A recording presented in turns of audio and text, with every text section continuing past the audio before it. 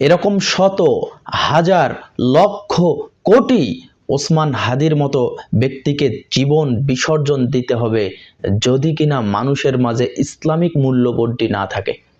Islamic মূল্যবোধ এবং Islamic বিষয় মানুষের মাঝে না থাকার কারণে মানুষ অনেক রকম খুন খারাপি, অনেক ধরনের পাপাচার কাজে লিপ্ত হচ্ছে প্রিয় ভাই আমার। কেননা মানুষ এটা জানে ধর্ম এক জিনিস আর রাজনীতি আর এক জিনিস। ধর্মের সাথে রাজনীতির প্রবেশাধিকার নেই, কিন্তু রাজনীতি এবং ধর্ম উভয়টাই একই জিনিস। মানুষ যতদিন পর্যন্ত বুঝবে না রাজনীতি এবং ধর্ম এক জিনিস এবং রাজনীতি ধর্ম থেকে এসেছে, এটা যতদিন পর্যন্ত মানুষ বুঝবে না ততদিন পর্যন্ত মানুষ এরকমভাবে মানুষকে হত্যা করবে, নিজের স্বার্থকে টিকিয়ে রাখার জন্য হাজার লক্ষ কোটি কোটি মানুষকে তারা বলি দিবে, হাজার হাজার আলেমকে তারা জবাই করবে, হাজার হাজার আলেমকে তারা আয়না ঘরে রাখবে, হাজার হাজার দেশপ্রেমিককে তারা আয়না ঘরের মধ্যে রেখে দিবে। কারণ তারা একথা জানে ধর্ম আর এক জিনিস, রাজনীতি আর এক জিনিস। আর বাংলাদেশের যে বস্তা পচা রাজনীতি, এই রাজনীতি কোনো দিন একটা প্রকৃত রাজনীতি হতে পারে না। এই রাজনীতি হলো মানুষকে হত্যা করার রাজনীতি। এই রাজনীতি হলো নিজে সর্বে সর্বা হওয়া।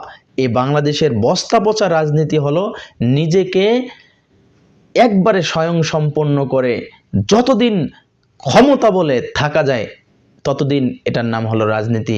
এ হলো বাংলাদেশের রাজনীতি। এটা কোনোদিন রাজনীতি হতে পারে না প্রিয় ভাই আমার। ইসলামী মূল্যবোধ আমরা জাগিয়ে তুলি, ইসলামকে মানুষকে বোঝাই। ইসলাম যদি মানুষ না বুঝে তাহলে মানুষ এর চেয়েও আরো জঘন্যতম খারাপ কাজে লিপ্ত হবে, এটাই চূড়ান্ত। কেননা যুগ যত যাবে মানুষ ততই খারাপের দিকে যাবে, কারণ মানুষ সঠিকটা বোঝার চেষ্টা করবে না। এজন্য আমাদের উচিত হলো সঠিকটা মানুষদেরকে বোঝানো, বুঝিয়ে মানুষদেরকে ইসলামের সঠিক দাওয়াত দিয়ে মানুষকে ইসলামী খেলাফত বোঝানো। মানুষ যতক্ষণ পর্যন্ত না ইসলাম বুঝতে পারবে না, কোরআন এবং সুন্নাহ বুঝতে পারবে না, ইসলামী খেলাফত বুঝতে পারবে না, ততক্ষণ পর্যন্ত শান্তি কল্পনা করা যাবে না। শান্তি প্রতিষ্ঠিত হয়েছিল মুহাম্মদ সাল্লাল্লাহু আলাইহি সাল্লামের আমলে মদিনায়। অতএব মদিনা একটা ইসলামিক স্টেট হিসাবে তৈরি হয়েছিল। আমাদেরকেও মুহাম্মদ সাল্লাল্লাহু আলাইহি সাল্লামের পদ্ধতি অনুপাতে আমাদেরকেও সেই ইসলামী স্টেট তৈরি করার চিন্তাধারা করতে হবে, নচেত শান্তি কশ্চিনকালেও আসবে না বলে এটা আমরা জানি।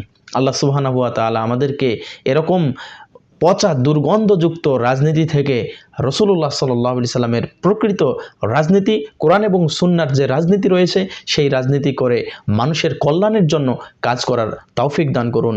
আল্লাহুম্মা আমিন। ওয়াসসালামু আলাইকুম ওয়া রাহমাতুল্লাহি ওয়া বারাকাতুহু।